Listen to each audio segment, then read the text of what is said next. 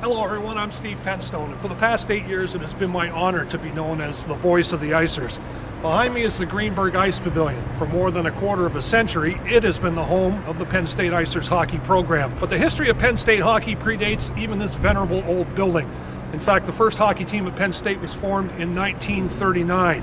As a result, we are celebrating the 70th anniversary of hockey at Penn State. So join me, please, as we take a look at the Lions of Winter.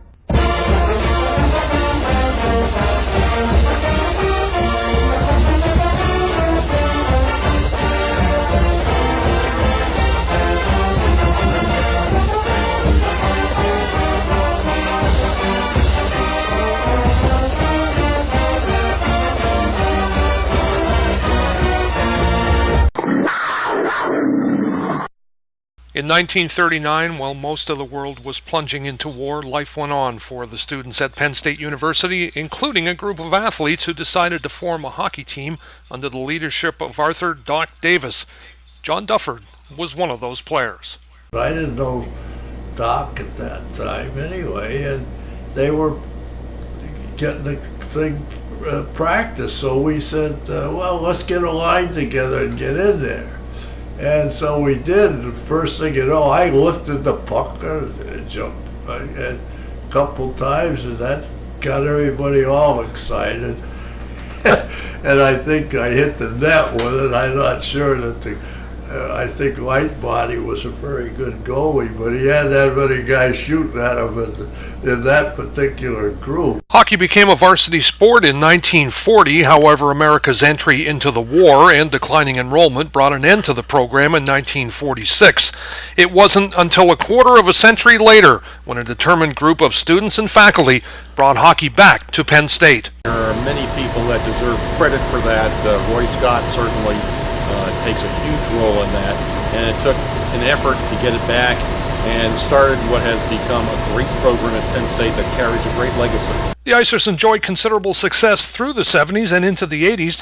The success culminated with the team's first national championship when head coach John Shellington guided the Icers to victory over the University of Arizona in Tucson in 1984. I think Herb Schmidt, who was the associate athletic director at that time, needs to be recognized for his part in standing behind me and standing behind the Icers and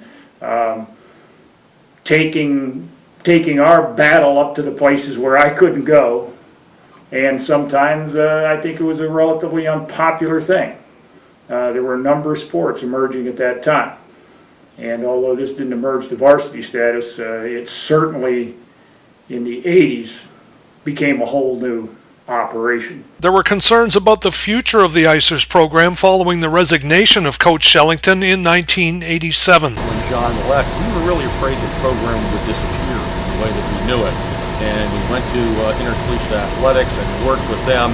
And while we were not granted varsity status, we were able to bring on a paid coach who also had other duties, and that was Joe Batista. And I think all of us who were on that search committee can take credit for bringing in a great person and a great coach. The man known as Joe Baugh became the face of the Icers, guiding Penn State to an incredible string of 10 consecutive national championship game appearances, capturing the Murdoch Cup 6 times, including 4 straight from 2000 through 2003. What we've done, what we've accomplished, we all should be very proud of it. Everybody that's either ever played, helped out behind the scenes as a volunteer, hockey management member, the administration that's helped us. We have a lot of people that have done some great things for us. While Joe may have retired following the 2006 national tournament, he has not left the program. Succeeded by longtime assistant coach Scott Balboni, the pair look to the future of Penn State hockey. The long-term goal is obviously to get the program to the next level, and we'd all like to see that. And with the continued help and support of all the alumni and friends that we have, hopefully we'll be able to do that. And obviously we're all on the same page that we want to keep this program, striving towards academic excellence and athletic excellence on the ice. And we've all passed the torch from the guys that were here in the 40s through the 70s, through the 80s, the 90s. It really is this Icer family, and we want to continue these traditions. We want to have fun. We want the guys to remember why we're here. The ongoing success of the Icers would never have been possible without the involvement of the State College community, led by the dedicated members of the Penn State Icers Booster Club. It's just a good gratification, being able to do things for the team, to support them, because being a team sport rather than a varsity sport, the Booster Club's responsible for providing a big percentage of the financial support to the team. The results on the ice have made Penn State one of the premier non-varsity college hockey teams in the country.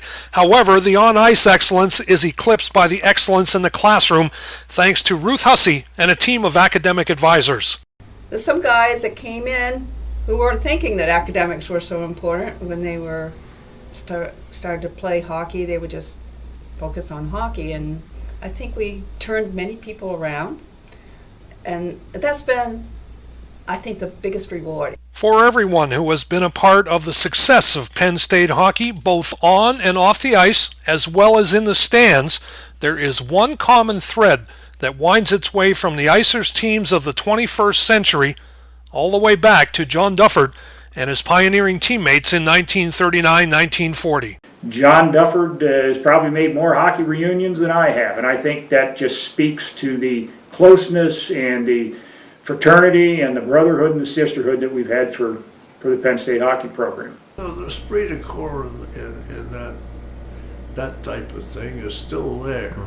And of course Penn State's got it anyway. People can't, I talk to people around here that know or have kids gone down there, or they've even been on the campus at one time, they get the sort of the feeling that it's a different place than most colleges. We've had the team for dinner many times, and they're just a wonderful bunch of guys, very kind, very friendly, just very thankful, for everything that you do for them. We've had some players that have come here that I don't think would have been successful at Penn State academically if it hadn't been the hockey with it and the support that the ice hockey program gave them. And I think the whole sense of being part of a family. The one word that really describes Penn State hockey, it's a family.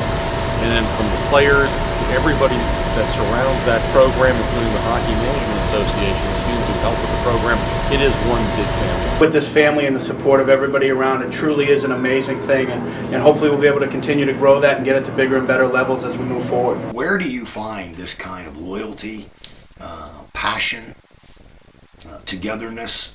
And yeah, we've won our share of national championships, but most importantly, we've created a family, and we're proud of a lot of things.